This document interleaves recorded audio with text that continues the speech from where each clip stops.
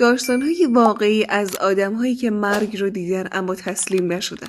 5 داستان واقعی از حوادث و اتفاقاتی که آدم‌هایی تونستن با سختی‌های زیاد از این حوادث نجات پیدا کنه. نفر اول دختر 17 ساله‌ای هست که از سقوط هواپیما نجات یافت. در شب کریسمس سال 1971 هواپیمای پرواز 508 از خطوط LNZ پرو در حال پرواز بر فراز جنگل‌های آمازون بود که ناگهان در اثر برخورد با طوفان شدید و رعد و برق سقوط کرد.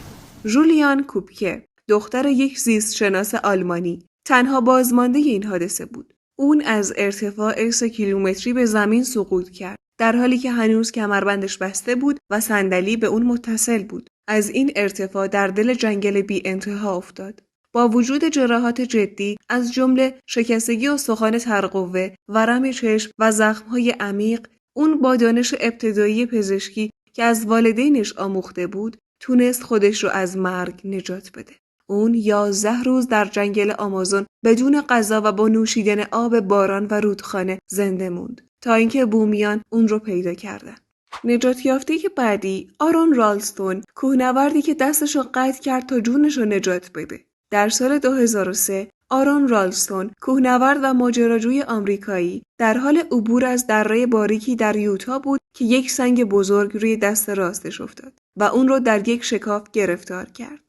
نه موبایل داشت، نه کسی میدونست کجا رفته. 5 روز تلاش کرد تا دستش رو آزاد کنه، اما موفق نبود. اون شروع به ضبط ویدیوهای خداحافظی کرد. آبش تموم شده بود و بدنش در حال خشک شدن بود. در نهایت تصمیمی گرفت که شاید برای هیچ کس قابل تصور نباشه. با چاقوی جیبی بسیار کند دست خودش رو از ناحیه ساعد برید. این کار حدود 1 ساعت طول کشید. در حالی که به شدت خونریزی کرده بود، 12 کیلومتر پیاده رفت و در نهایت خودش رو تونست نجات بده.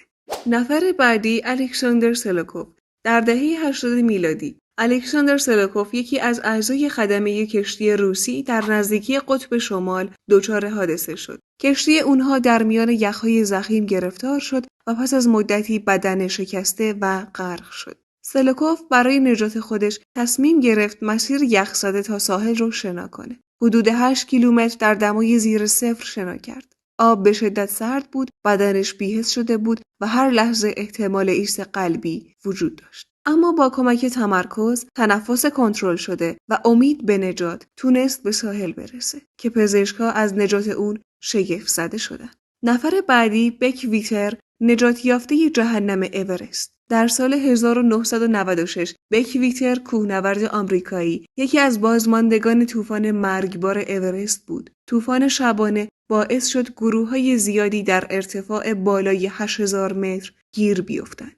بک به خاطر کور شدن موقتی و یخزدگی در همانجا رها شده بود، چون همه فکر می‌کردند مرده. اما صبح روز بعد با وجود انگشتان یخزده و سرگیجه شدید تونست خودش رو تا اردوگاه پایین‌تر برسونه.